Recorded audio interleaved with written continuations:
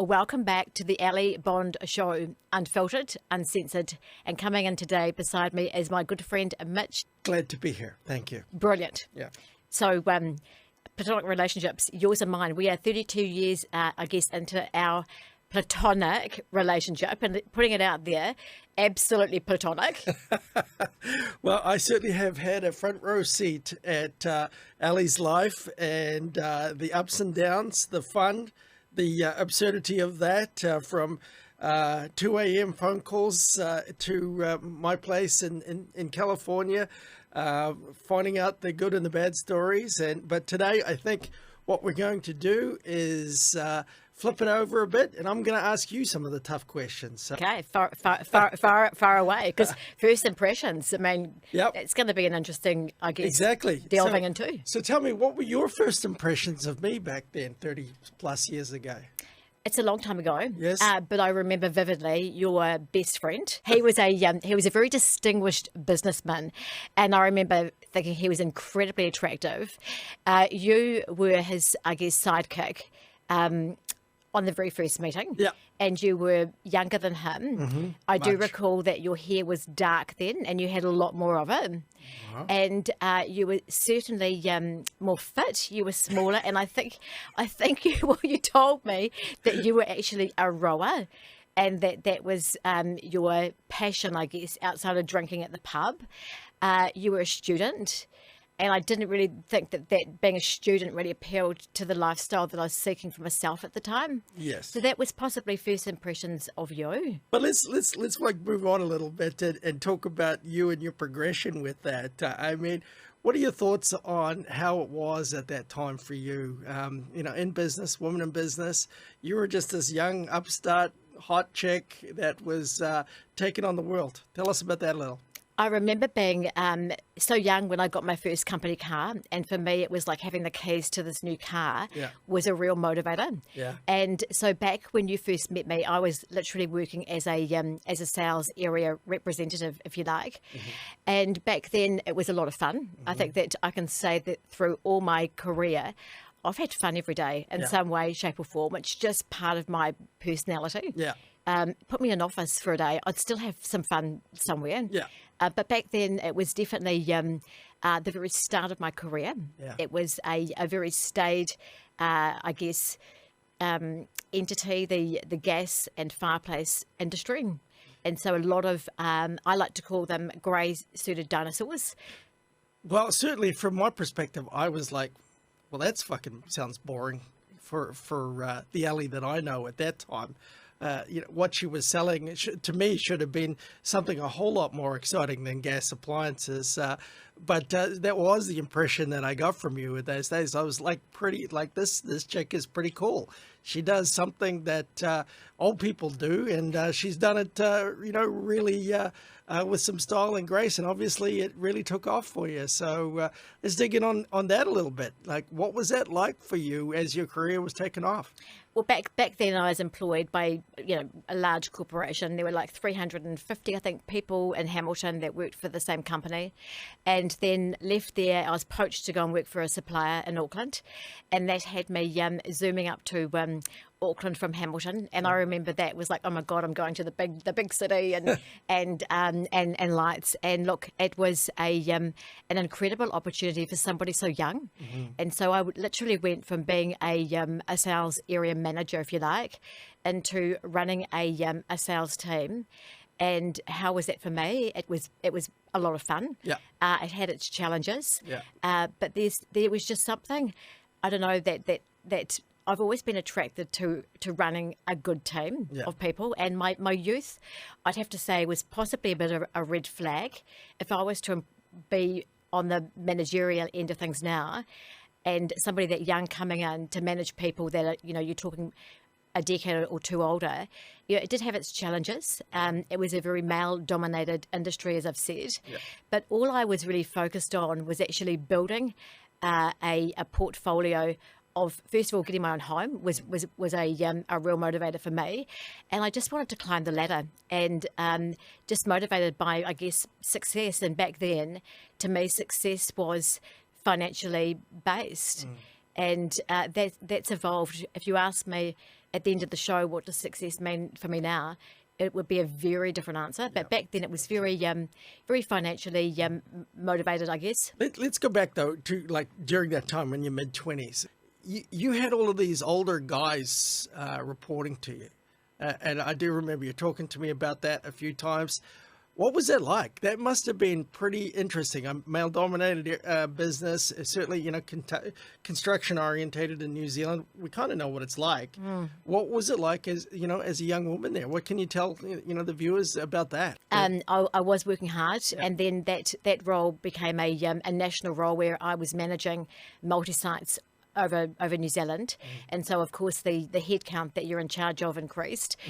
So did the stress. There were a lot of encounters as a young woman with, I guess, staff behaviour that I had to address, right. and being younger, some of it was well outside. By addressing, do you mean you had to show them how to, like go out partying and stuff, or what? No, like behaviour that was really below the line. Like I had a staff member that was utilising our work time to visit brothels most days of the week, and the phone, the company phone, there was a lot of 0900 numbers, and lots of like incidents like that. They were all incredibly, maybe not so incredible. They were actually all male perpetrators. And so, I was just really fixated. Man, I would love to hear what you said to the guy. I had to move him on. I actually cried like a baby. It wasn't going to work because he'd lost the respect of the people around him. Of course. And I guess this ties into me and my role. And it really doesn't matter what age you are. It's how you treat people and your ability to do the job and the way you treat people with empathy and respect that garners respect back. If I'd been a woman as a manager running a team, and I was just sitting back cracking the whip and not out there encouraging, inspiring, and doing the role that they do myself, I wouldn't have had their respect. So respect is integral, and I think in most things that we do, certainly any relationship, and certainly in any role we play in any company. Interesting you say that. As you're saying it, I'm thinking, that's why we're friends, because that's the way it's been for us as well. Not exactly business as usual, but, still very empathetic to each other and always prepared to listen and do what we can, right? Absolutely. Yeah. And I've really appreciated that from you. Yeah. And I think that, you being a male, has had a different lens on situations that has been really beneficial to me throughout our friendship, be it a business query I might have. I'm starting to like this, saying nice things about me. There's a lot of good things to be said about you. So I guess, I am in that big role, very motivated by money, by the first home with my partner at the time. And then I don't know, maybe a few years into that, I'm in my mid-20s, 25-ish. And me and some others all decided that we would start our own business, which was in the I call it the luxe fireplace market within New Zealand, and that was manufacturing, retailing, wholesaling, and that was even more fun. Oh, I know. I remember the Flying High days. They were, fantastic to see you going, and it was pretty epic, that's for sure. So very proud of you during that time. I remember the hustle was real, and it was like this adrenaline that was just there 24/7. Like you'd go home from the business, and you'd kind of want to go back. And we did a lot of meetings late at night over bottles of wine, and business was different back then. In many respects, entertainment was a much bigger chunk of any week than what it's become, I guess, post even COVID. That's a good question, or thing to talk about too. What do you see the difference like today? You're a businesswoman still. You're still out there hustling. What is it like for you, to be in the role that you are now, and what's it like to be out there in this different world? Because it is. I totally agree with you. I'm in North America. It's the same. We don't do those sorts of things anymore. Relationship building is not the same as it was. I have to say, I haven't seen a change for me. I see a change for women coming up behind me, if you like, in terms of years. So I think that the opportunity for women is actually far more than it was back back when I was starting my career. Yeah, you bet. And I think there's pros and cons. You know, I think that possibly don't want to get too far into a politically based conversation here, because, you know, Truthfully. we're trying to gain numbers, not bloody losing. Absolutely. But it is, you know, it's great to see you still, you know, you're fighting back again. And, you know, on that note, let's talk about some of the hard stuff, the hard times. You know, I felt like a bit of a useless bystander through that process of your business starting to fail, and of course moving into the cancer period for you too. You know, tell us a little bit about that, Ali. I know it was a tough time. It was a fucking tough time, and I guess it starts really if we go back to the business. And the company had its really amazing years of growth and opportunity, and you know, my business was 21 years old when I had to place it into liquidation. And so voluntary liquidation. And at the time I was the sole director, and that was really soul destroying. My first baby gone like that, and people dropped like flies. So the people around me ran for cover, actually, akin to me having a contagious disease. A lot of them actually did. And it's so true that the tight five are what you have when the chips really are on it. Yeah. Let's come back to that in a sec. Go back to the people running away. I know, I've been there too. What was that like for you? You know, personally, emotionally, you see people just absolutely leaving you, you know, out to dry. What was that like? It was lonely. Yeah. It was, I felt very vulnerable. I felt ashamed, and I felt a great sense of loss, and I felt a great sense of, oh my God, like a beacon went off. I've been carrying all these people for so long financially. Have I been buying their friendship, or are they really my true friends? So definitely went through that. What did you think at the end? And at the end, I had to say, I think I was buying a lot of the friendships. Yep. True, sad, but a harsh, but true reality. I think you're right there. With my own experiences there, I felt the same way. I think everyone's there. Like, you know, we were you know, bouncing into restaurants weekly, racking up huge bills, drinking champagne, and taking along clients, friends for the ride. And at the time that started, the company was doing really well. Yeah. And so, you know, no issue with doing that. When the company started hemorrhaging money, and obviously we pulled back on that, some of the loss started actually at that point. Yeah. And then it just continued the growth of the loss, I guess. And then when you're left with nothing, you really find out who your true friends are. Yeah. Coming back to that, those starting five. You know, how were they, you know, for you through that emotional process, and did they really help? Incredibly so. So maybe you only need the five. So I had, I have to say, my family were just formidable. So my family are outside the five, and they were just incredible to me. The great friends of mine rallied as best they could. I think that the most important thing I'd say to anybody watching someone go through a loss of anything, be it a person through death, or a loss of a company, a loss of a job even, is to just check in on your mates. A phone call, a text, it takes like 5 minutes, and it makes such a difference to somebody that's really struggling. Did I do it enough for you? Yeah.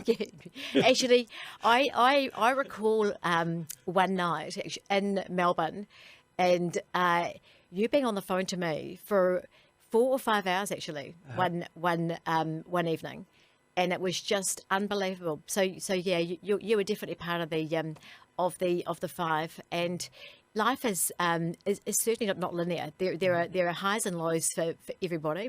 Yeah. Absolutely. We got to be there for, you know, for good relationships, healthy relationships. But truth is, for a long relationship, you've got to be there for the ups and downs. It can't always be just a party, that's for sure.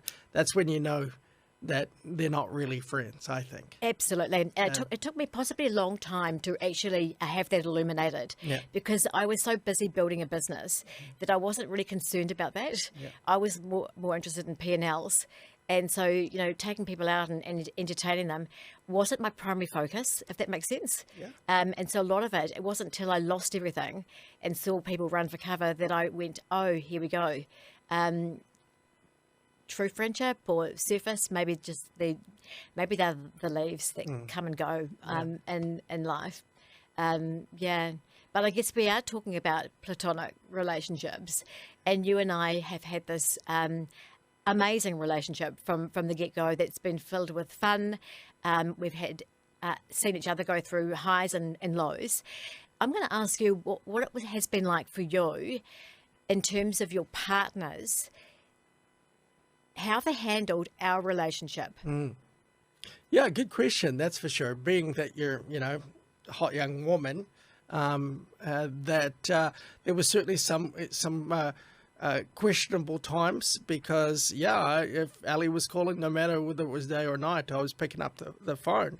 But you know, quite frankly, I'm a pretty straight up honest guy with respect to this stuff.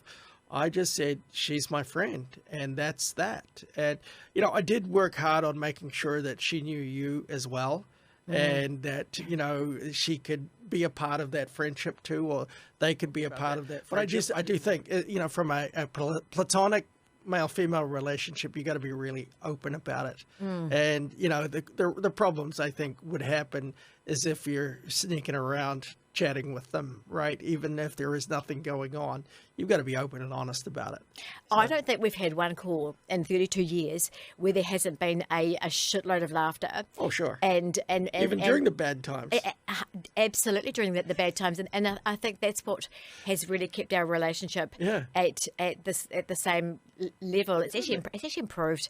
So anyway, let's talk about, you know, the other struggle that you've had in the last, you know, a few years with the cancer. That, I mean, talk about a 1-2 punch for you, and lose the business, and then you've got this cancer struggle. Do you know, as you're looking at me across the table, I'm actually finding it really hard to say that you struggle, because, you know, it hasn't been easy, but it's been the bloody making of me. It really has been. And so was the liquidation bankruptcy fun? It was horrendous. But it taught me lifelong lessons about business primarily, about friendships, about loyalty, integrity. You kind of lose some of your integrity when you liquidate a company, and you've got to do some real soul searching and own up to things that you could have done differently. I have to say, though, that, you know, life is a journey, and along the way, so long as there's a learning from anything that we do, it's actually it's taking us forward. So we fail forward, not backwards. And so that was really hard. And then at that point in time, I reached this zone of actually not wanting to even live. I remember being really on my hands and knees and just getting through the days. Jumped into heavy meds to get me through days. And that was this like downhill spiral, because it just took me further down. And then for me, the cancer diagnosis came along and had me really from my knees, reaching for the stars. And so again, I can say that the cancer has gifted me back far more than the tits and the hair it temporarily removed. And I am just not who I was. And I think it's in a wonderful way, in a more powerful way. Well, as you know, as your friend, I certainly, you know, saw that too. You came out fighting with the cancer thing, and I'm very proud of you for that. I mean, absolutely losing the business, you know, really, you know, hurt you deeply. I know that, you know, as your friend, and it was hard to be there. And, you know, did you realize that, you know, we were trying to work out what to do for you too, and certainly when the cancer appeared, it was like it hurt, you know, me even more so. I didn't know what to say. But then watching you fight it, super proud of you through that process. Did you know, or did you think about, actually, I guess, not in a negative perspective, but that this was really hard as your friend to see you go through this, and wondering what we could do about it? You felt it in every phone call or any Zoom with anybody that was near and dear to me. Yeah. You could feel or see the concern, and it was that, oh my God, Ali might die. And so that was in the air through my whole cancer, I guess, diagnosis and that treatment for the first year. Yeah. And I have to say that for me, I found solace in people outside of my immediate family and friends, people that had been on a cancer journey themselves ahead of me. And I was able to do, I guess, really honest convos with them because they weren't so close to me, and because they were further down the pathway than me, they became incredibly inspirational for me. And so again, I had a big flurry of activity when I was first diagnosed with cancer. All these people from, we're talking from Timbuktu and from years prior, came flying back into my world. Really? And so that's really common with a cancer diagnosis. And then there's a lot of people that want to know all the details. And so you work out very quickly which ones you're prepared to share what you want to with. For me, I chose from the very outset that I was going to document my cancer journey, and it became a really a form of therapy. So I started an Instagram. It had no followers. I didn't even have an Insta account at the time. So I started an Insta, and it was called the Shitty Titty Assignment. And it documented the days. And in the beginning, I called it an assignment because I think that CEO mindset was like, I'm just going to get this done and fucking dusted, and boom, onto living. And pretty soon in, I had to concede it was indeed a journey. That was really pivotal, I think, in my mindset too, that I wasn't falling into the trap of I haven't reached this milestone yet.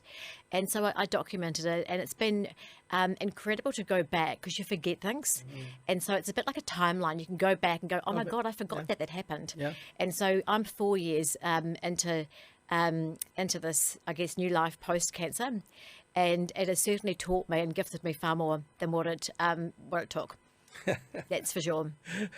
So, just in your position, and very proud of where you are today, with these two things, what would you tell somebody else that was in, first the bankruptcy, or one bankruptcy, or two cancer? What would be your, wisdom that you'd pass over from your perspective? What would you say? I think if we start with the liquidation and the bankruptcy, let's take that back to money. And during the lead up to me liquidating my business, a random call came in from the IRD, a chap called Alan. And remarkably, I took his call. You don't generally, when you're liquidating a company, you're hiding because you don't have the answers, because you don't have the money. And he used the words, it's time and it's only money. And I remember thinking at the time, but this is, it's not just my money. This is creditors' money. It's other people's money. Yeah. And so if you look at, losing a business and losing anything financially, you can actually rebuild, and you can come back stronger than before. That's the first thing I'll say, is that, people lose everything financially and then go on to have very successful companies and are better off financially than they were previously. So, a comeback can be far greater than any setback, is what I'd say there. When it comes to the health, there's a bit of delicacy around this because not everybody survives the cancer beast. So you've got to be a bit careful in terms of what you do say, because a stage 4 where it's a real incurable and the outlook is really poor, there's just a choice of words to be conscious of, I guess. And so, not everybody that has the fight is going to survive. So, I'm going to put that out there, I guess, in this discussion. And then it is, fight. Your health is your greatest wealth. And so I would say to anybody that, when you get a diagnosis, get a second, do some research, and trust your bloody gut.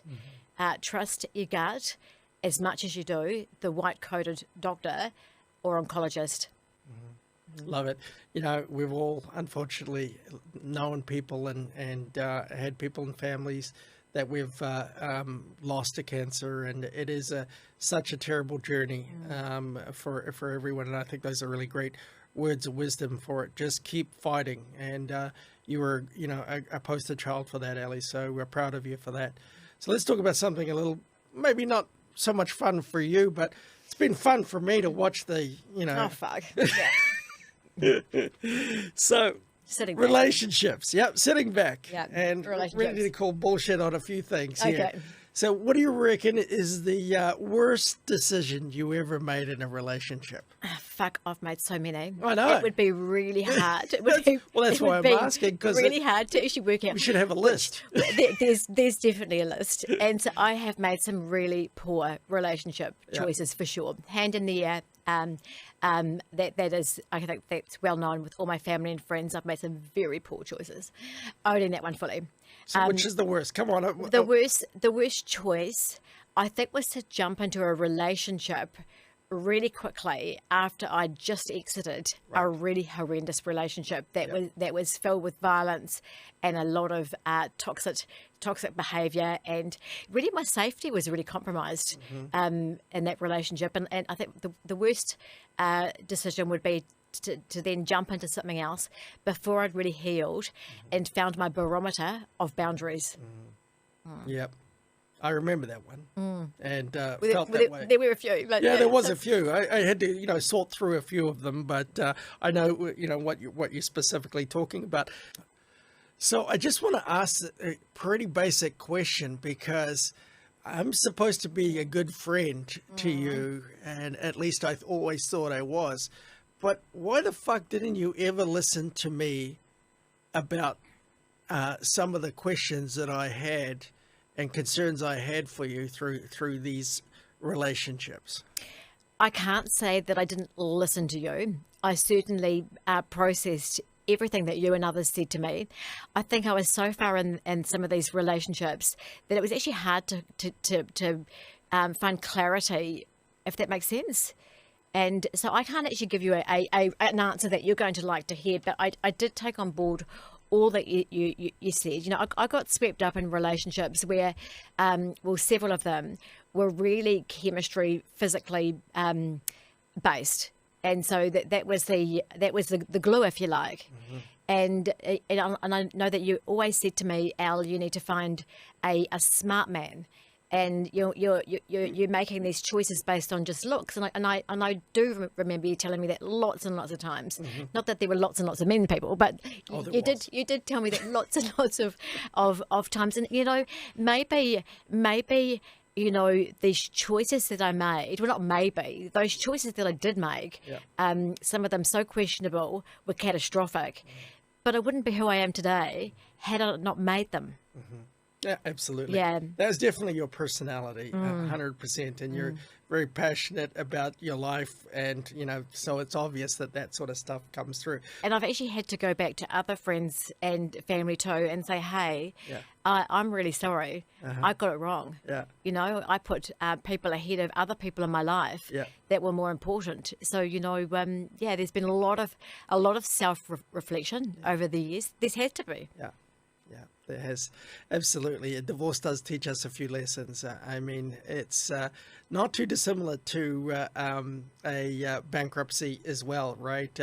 Those are very challenging times. What do you think are, you know, Ellie today versus Ellie back then? What are your, what are the things that make you, you know, happy today versus back then? Now what makes me happy is obviously family first and foremost. My health is obviously my greatest wealth, so that has to be right up there with anybody else. And I call it self-full, not selfish. You know, we've all been raised when you're our vintage. You know, I'm raised from a family that putting other people first was what you should do. You know, but on a plane, you know, one of the first things they say in the safety notice or in the compendium is put your own mask on first, because without it, you're fucked. Yeah. You can't help somebody else. Yeah.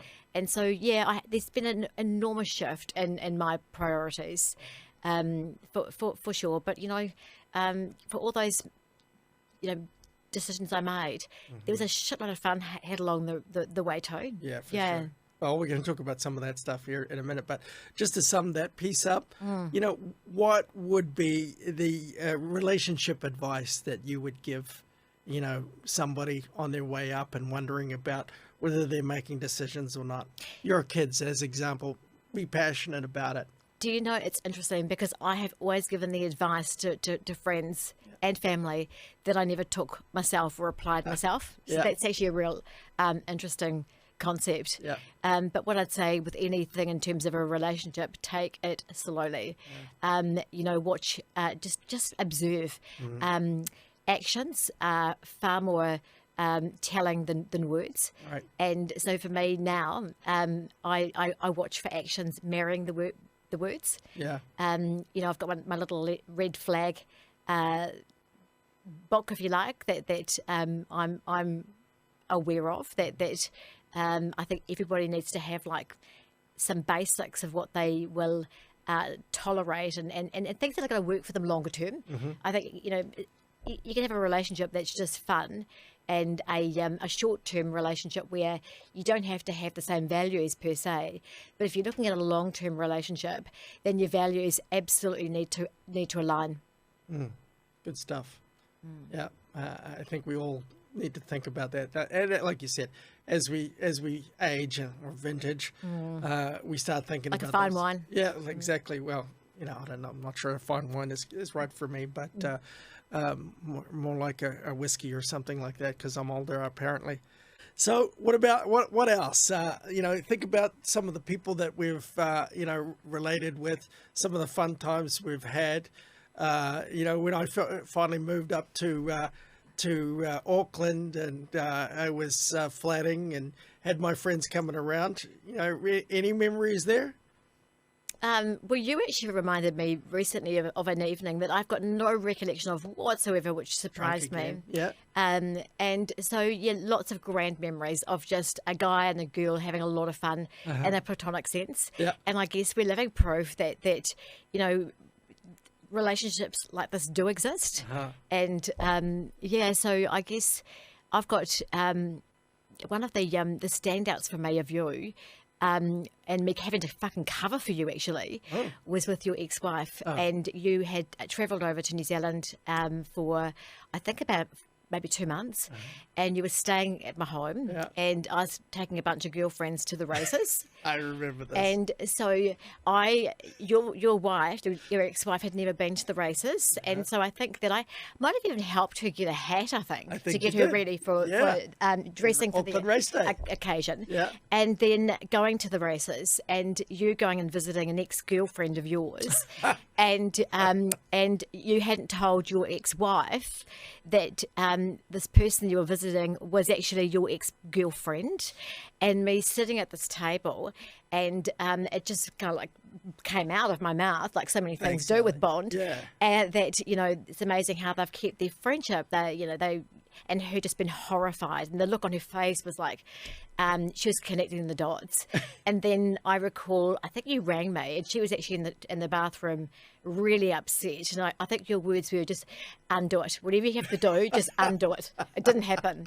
Yeah, I remember that was a great. biggie. Yeah. Yeah. Well, I'm glad that you had my back at least. Well, I don't know if you did undo it or not, because And time for roasting you a bit. I think that one thing that I did do with my relationships that were not great choices was I hid them.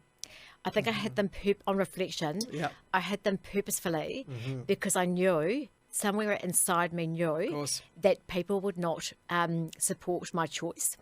And I have to say that with your ex-wife, I think you did that yourself actually, because it was a number of years before I actually got to meet her properly. And so maybe that's something to consider for anybody in relationships, is if you are afraid to introduce your friends to them, that's a red flag perhaps. Right. Good. It's a great point.